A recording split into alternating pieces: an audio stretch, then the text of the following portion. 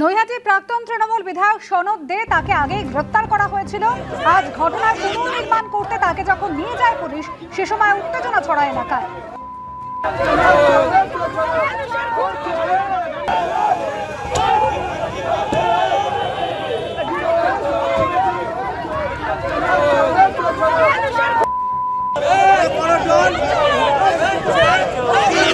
সমীরণ পাল আমাদের প্রতিনিধি রয়েছেন আমাদের সঙ্গে টেলিফোন লাইনে। সমীরণ, পরিস্থিতি কতটা উত্তপ্ত হয়ে উঠেছিল যার জেরে তৃণমূল নেতাকে ফের থানাতেই ফিরিয়ে নিয়ে গেল পুলিশ? অনুসুয়া, যখন সনদ থেকে গ্রেফতার করা হয়, দত্তপুকুর থেকে গ্রেফতার করে যখন নৈহাটি থানায় নিয়ে আসা হয়েছিল, ঠিক তখন একই রকম বিক্ষোভের শিকার হয়েছিল এবং তাকে লক্ষ্য করে চোর স্লোগান দেওয়া হয়েছিল।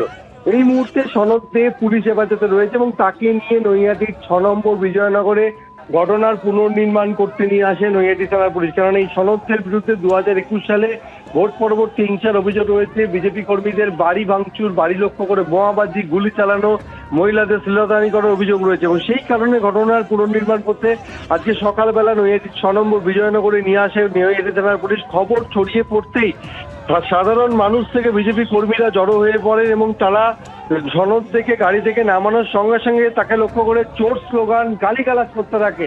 ঘটনার পুনর্নির্মাণ করতে নিয়েছে পুলিশ, বাধ্য হয়ে তাকে ফের গাড়িতে তোলে।